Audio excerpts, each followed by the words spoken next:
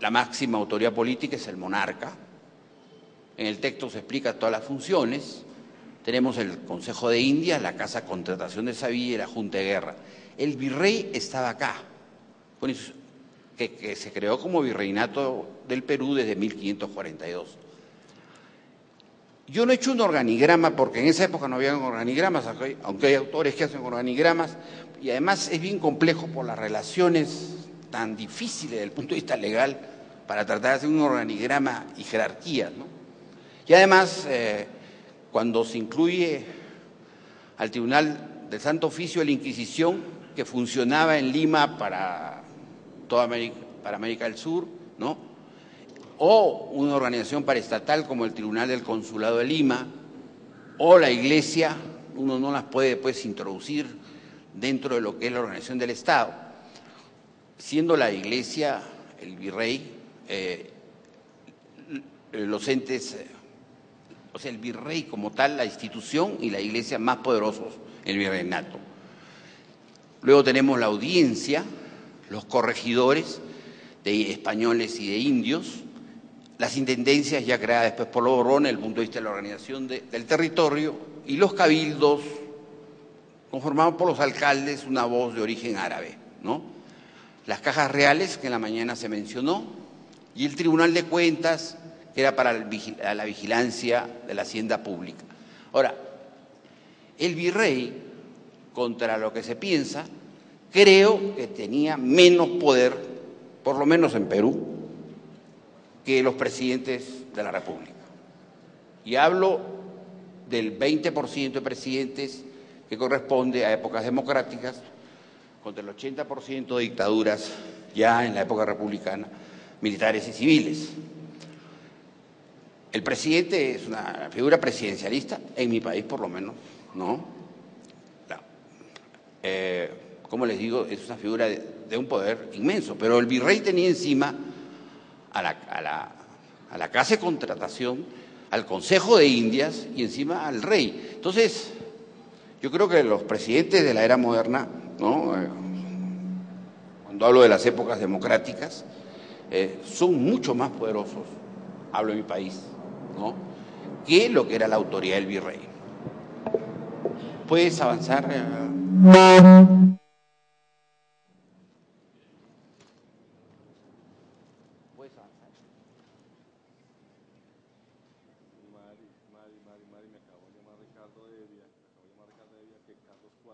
Es interesante, antes de entrar al derecho indiano, España es un país, desde el punto de vista de lo que es España ahora, de una gran complejidad, ¿no? Cuando uno le estudia por ejemplo, de gran complejidad desde el punto de vista histórico. Cuando uno estudia lo que se llama los sistemas jurídicos de la península ibérica, desde 1000 a.C. hasta el año 1008 después de Cristo, se encuentra con 7 sistemas jurídicos. El llamado por los especialistas españoles prerromano, el sistema jurídico romano, el visigodo, el musulmán, son 700 años de dominación musulmana. Entonces, eso tiene una gran influencia. Digo todo esto para ver cómo se va a desprender el derecho indiano, ¿no?, que va a ser el conjunto de normas que van a regir a todo lo que era el virreinato del Perú y de Nueva Granada, ¿no es cierto? Luego tenemos, y de México, ¿no? Luego tenemos el llamado sistema jurídico alto medieval y el llamado derecho común entre los siglos XII al XVIII, con sus fuentes de influencia, ¿no?, hasta el sistema jurídico constitucional. El derecho indiano es una consecuencia de esta etapa del llamado derecho común.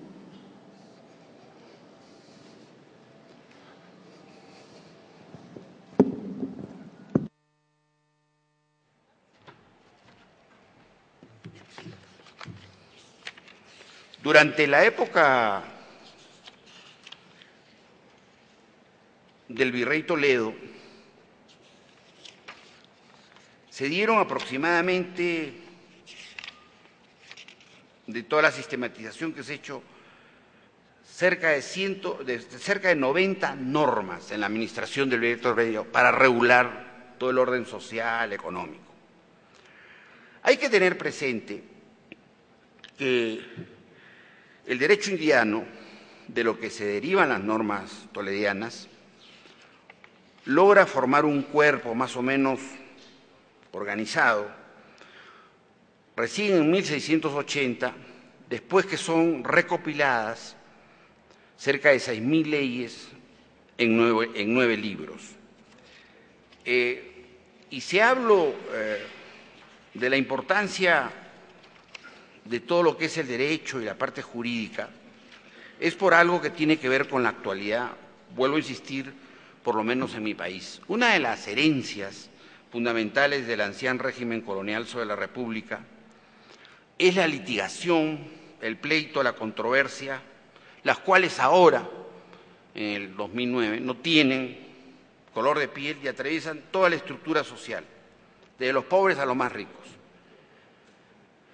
Yo estoy trabajando en un proyecto de reforma del sistema judicial y la última discusión que tuvimos con las jueces y fiscales y fiscalas era si el Internet, por ejemplo, era un documento oficial válido y no el sellado, ¿no?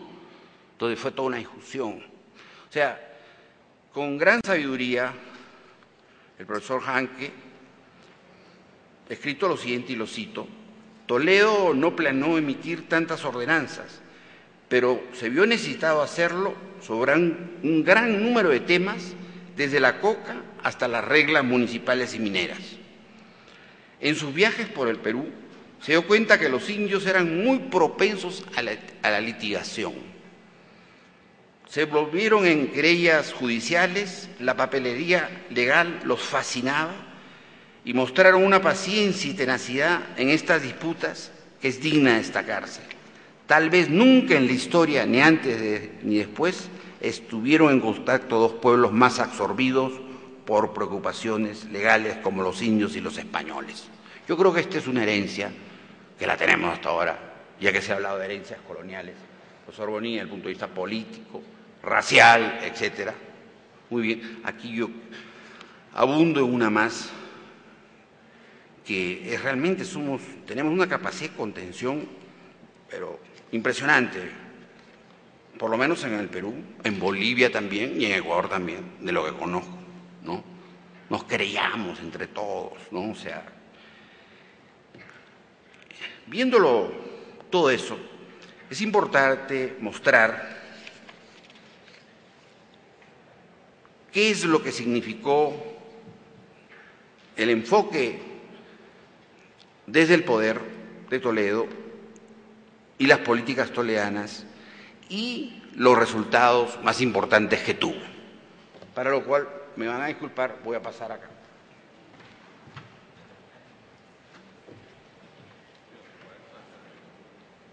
Muy bien. Si ustedes, estoy tratando de hacer voy a hacerlo muy, yo creo que existió en Toledo y en su equipo un enfoque de desarrollo, lo pongo entre comillas, por supuesto, seguramente en parte pensado y razonado, además de la propia dinámica histórica, el peso específico de las estructuras anteriores al proyecto de gobernabilidad y la coyuntura interna y externa. Un enfoque de desarrollo que, entre comillas, vuelvo a decir, vinculaba la naturaleza territorial, la creación de reducciones, las áreas de suministro de la mita, para las minas estratégicas, la construcción de ciudades, cumpliendo diferentes funciones, combinadamente con un enfoque sectorial prioritario, que era la minería de oro, plata y mercurio. Especialmente la plata y el mercurio, como ustedes saben, en México se descubrió un método que mejoraba el rendimiento de la plata con la amalgamación de estos dos minerales y que Toledo lo trae a Perú. Y ya vamos a ver los resultados que tuvo desde el punto de vista de los gráficos.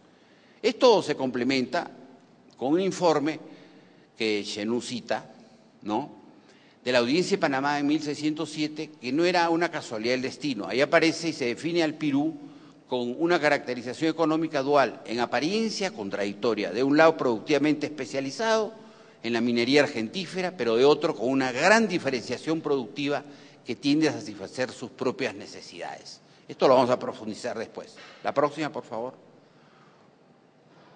Desde el punto de vista de las políticas específicas, esta es la visión más macro del desarrollo, podemos atribuir a Toledo el perfeccionamiento acabado de las controvertidas reducciones a pueblos indios, que ya venían, pero que él le dio un gran impulso, es decir, concentrar a las poblaciones indígenas dispersas en lo que más tarde van a ser las comunidades indígenas, ¿no? Y después comunidades campesinas en la actualidad.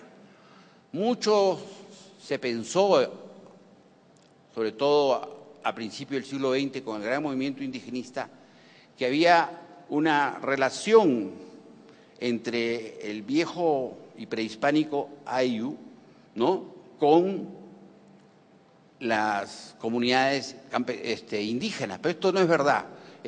Aquí se trajo un modelo de la comunidad de Castilla, como lo demostraría José María Arguedas y otros antropólogos, y se aplicó.